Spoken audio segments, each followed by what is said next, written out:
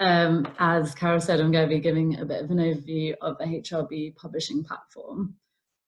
So firstly, I kind of wanted to start with the kind of context of open access and what we actually kind of mean by open access. Often it's kind of a term that's bandied around recently quite loosely. So yeah, I kind of just wanted to put this in the context of that open access is really kind of part of a broader part of kind of open science. So there's kind of various different strands, and this isn't kind of an exhaustive list, but it can kind of go alongside open data, open methodology, open source software, open peer review. So basically the kind of idea that open science is really kind of sharing as early as possible and kind of transparently. So the open access movement actually started in the early 2000s. So this was kind of kicked off with the Budapest Open Access Initiative. PubMed Central was quickly established afterwards. And then we also had the first open access publishers come along, so PubMed Central and PLOS as well. And where we are with open access at the moment, we've got over 13,000 open access journals, so there's a lot of choice. And we're kind of looking at around 30% of the scholarly literature is open access at the moment, with a growing number of kind of research organizations, institutions, funders putting kind of open access policies and mandates in place. A lot of open access advocates kind of feel that the progress of the movement, which is now 20 years old, has been quite slow. And I think some of the frustrations with this come down to that there are a lot of advantages to publishing open access. So kind of listed some here. There's definitely a citation advantage. It's been shown in a lot of studies of publishing your work open access. There's broader societal impact. It's often easier to publish kind of interdisciplinary work in open access journals, and people often feel with open access as well that there's a moral obligation that research should be open to the people who fund it, which is often the taxpayers. So yeah, even with these kind of advantages that are pretty much well known, there are still kind of barriers to open access. Namely, I would say around kind of evaluation, and researchers often kind of get their funding or promotions on publishing in high impact journals or kind of perceived journal kind of significant titles. So unfortunately, open access kind of is often seen as not as kind of prestigious as these journals. So yeah, progress has been kind of what some people consider to be slow. So more recently, we've actually seen a kind of top-down approach to open access from the funders. So some of you might have heard of Plan S, which is, I think it's over 20 research funders now who have said that they're mandating that everything they fund needs to be published open access by 2021. SFI are actually part of Plan S as well. So yeah, we're kind of seeing this top-down approach as well. So kind of the changing requirements of funders is kind of more of a drive recently towards openness and accelerating impact. And this is kind of feeding into the funder platforms, and HRB Open Research is kind of part of that as well. I'll just move that out of the way. Yeah, so HRB Open Research was launched by the HRB in February 2018. The journal is owned by HRB, but it's run by F1000 Research, which is who I work for, so I'm a project lead on the platform. And HRB Open Research is actually one of several funder platforms we run. We also have ones for the Wellcome Trust, so that's Wellcome Open Research, the Gates Foundation, Gates Open Research, the Association of Medical Research Charities as well. And we've also just been awarded the tender for the European Commission. So we will be launching a platform hopefully at the end of this year called Open Research Europe, which will be open to all the Horizon 2020 grantees. So there's definitely kind of more of this push for funders who are, I would say, frustrated with the kind of current publishing system. So really kind of setting up these kind of platforms to push the open access movement. And that's kind of why HRB really set up the platform in the first place. It's really what they see as a service for their grantees, which allows them to kind of publish somewhere easily, quickly, openly, and also with the costs covered as well. So this kind of really is part of hoping to kind of improve the way research is communicated as well. We kind of incorporate lots of different open access into the publishing process, but I will go into more detail on that in the next couple of slides. And the platform really also complements kind of other HRB initiatives as well, such as their kind of research data policy, and also their involvement in North, which is the national framework on a transition to an open research environment in Ireland. Bit of a mouthful. So yeah, it's kind of a key part of the open science agenda in Ireland as well. The platform also allows HRB to kind of support reproducibility, and by publishing a range of different article types, the aim is to kind of reduce research waste. From HRB's perspective, they want everything they fund out there and open and able to be used. So hopefully kind of accelerating impact in this sense, and also kind of with these funder platforms as well, as I mentioned, kind of hoping to kind of have a shift away from just evaluating researchers on impact factor, which we know is not a good way to be evaluating individual researchers, and kind of by allowing a range of research outputs to be published, hopefully we can start evaluating researchers in a more holistic way as well. So the kind of idea with this and all the different funder platforms that we've set up is hopefully a different and improved way of publishing research. Yeah, so what we wanted to do is kind of tackle some of the problems that we foresaw in the kind of traditional publishing ecosystem and hopefully put a kind of improved spin on it. So the first problem we wanted to tackle was speed. We know the traditional publishing process can be very slow, often kind of taking 6 months to a year to get something published.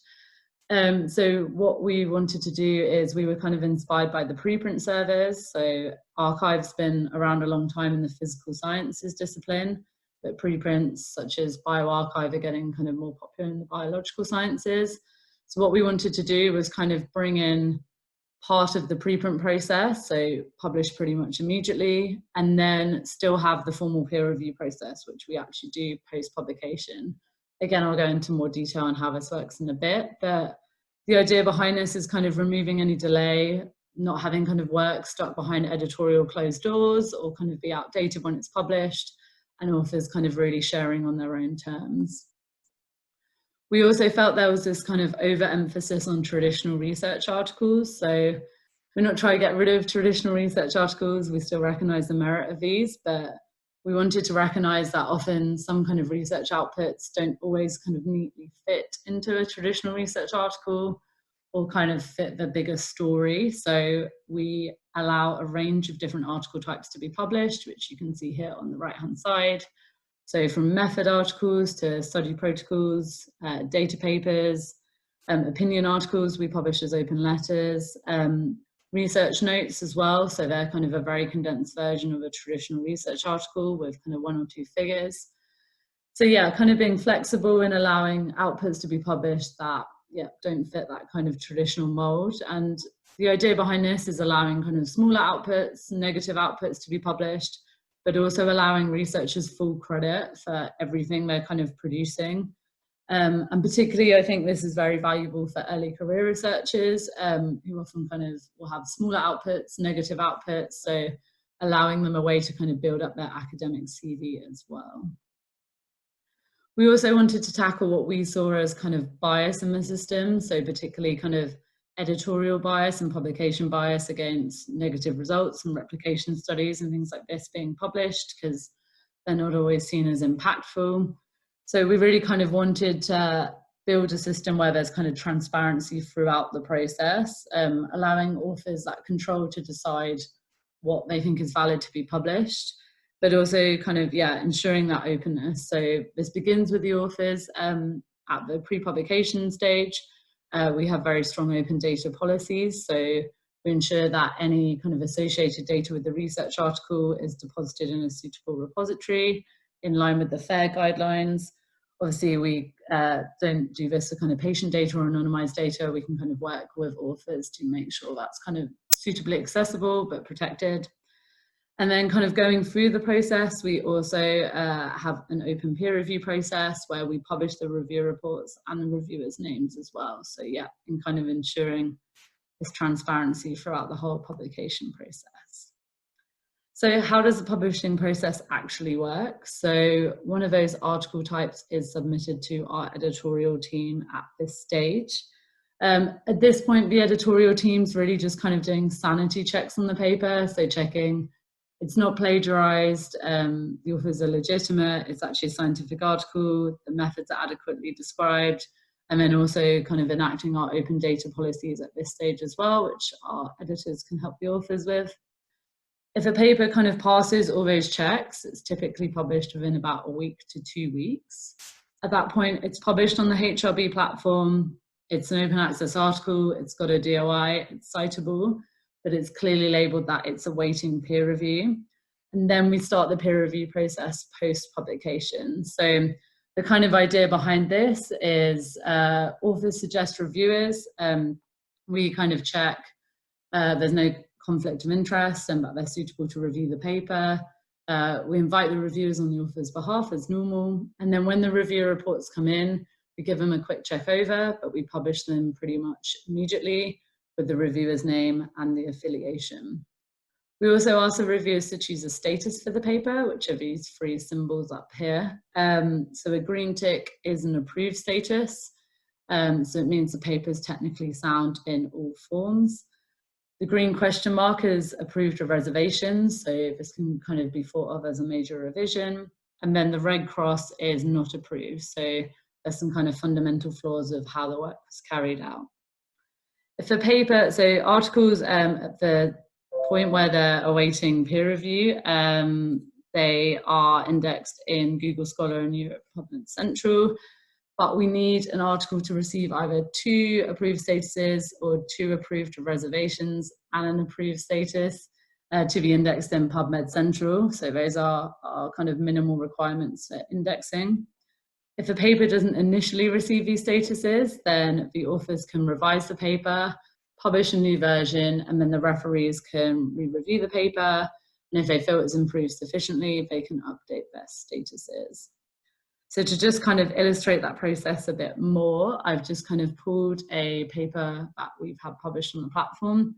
So this is one we published a couple of days ago. So you can see this one's clearly labeled awaiting peer review, and that this is also denoted in the square brackets behind the title, which also always forms part of the citation. So if anyone does cite the paper at this stage, it's clear it hasn't undergone that peer review process. And then this is a paper that has undergone the peer review process. So you can see here we've got the reviewers' names and their affiliations. We also always encourage co-reviewing as well. So often you'll see kind of multiple names listed here. We think it's kind of a great way to get early career researchers involved in the process, to kind of review with a PI or something like that and kind of get credit as well. And then you can see here, reviewer 1 gave the paper an approved status and reviewer 2 gave it an approved of reservation status. And then if you click here, you can read the review report. So I've just pulled them out on the next slide. So you can see here kind of what the review reports look like. So you can see actually each report also has its own DOI, so they are citable, and a view counter as well. And then we've got the reviewers' names, their status is clearly labeled, and then the review report as well. The way the kind of revision process happens is that we ask authors to respond directly to the reviewers on the paper. So this is open for everyone to see, and what we kind of really find here is that it's a bit more of a dialogue process between authors and reviewers to kind of improve the paper. There's some more back and forth that's kind of out in the open, so we do normally find it a very kind of positive process. We also, when the authors publish a new version of the paper, we ask them to fill in this amendments box, which make it clear what's changed from the previous version. And then you can see, oh, hang on, it's frozen. Yeah, there we go. Yeah, so you can see here, this is the same paper with the version 2 published. So you can actually access all the previous versions of the article. And kind of see how they've changed with the amendments box. And then you can see here both reviewers re-reviewed the paper. Reviewer 2 felt it had improved sufficiently, so updated their status to an approved status. This has been updated in the square brackets behind the title, so the paper would have been indexed in PubMed at this point. The great thing about this kind of versioning system as well is it allows us to be a bit more flexible, and what you can do is you can publish small updates at any stage as well. So this can be particularly useful, I think, for things like method articles, where if you'd published a method article and then you kind of tweak the method 6 months later, it's not enough to kind of publish a whole new article, but you kind of want to keep the old one cohesive. Then you can kind of publish a new version as well. So how's it going so far? This is quite a busy looking slide, but I just really kind of wanted to show the kind of breadth of what we've published on the platform. So we've published over 80 articles and really lots of different article types. So from kind of traditional research articles here to systematic reviews on men's health, case studies, method articles on kind of data linkage, study protocols. Particularly we've had a lot of kind of PPI and maternal health stuff, which has been really interesting to see. So yeah, just it's been good, I think, particularly for the platform, showing that it can be used for kind of all disciplines and also kind of showcasing the breadth of what HRB funds. I also pulled these numbers from our second year birthday blog, which was at the end of February, so they're slightly outdated. So yeah, as I said, we've published over 80 articles now, a large number of authors, and the platform is kind of growing year on year. We're really happy with our kind of speed of publication as well. So kind of looking at quite quick time from submission to publication, and then around 76 days from submission to 2 peer review reports. So we're kind of really happy that it's a lot quicker than kind of traditional journals often can be. And as I said, as we've had a kind of wide range of disciplines, but we've also had all the Irish institutions publishing with us, and we've also been really happy to see that it's been used by kind of a variety of people in different career stages.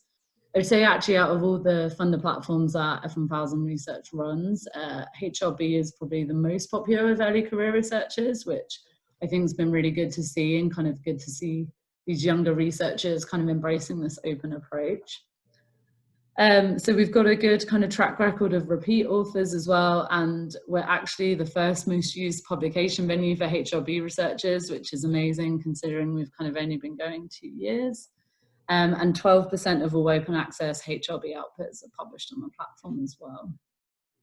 I also pulled out this kind of graph here just to show the citations. So we've had kind of 42 citations in total, which actually is really good for the platform, particularly again, as how young it is, we wouldn't always expect citations this early. So we've had 13 already this year. So I think this is great because it kind of shows that, yeah, the platform is publishing impactful work that is kind of being used and cited as well. I also kind of wanted to mention that we have collections on the platform as well. So these are kind of hubs that group related content. So we've got 2 thematic ones, so aging populations and maternal and childhood health. But what we're looking to do this year is kind of set up more collections for HRB networks. So particularly the kind of clinical trial networks or the DRNI. So they can always have a mini journal that they can promote. So we do have one for the Trials Methodology Research Network. So you can kind of see here what this looks like. It's got its own kind of landing page and an about page as well. So yeah, they are fairly kind of customizable, and it's quite nice to have a link to kind of point someone to say, look, these are kind of some outputs that we've published in this journal.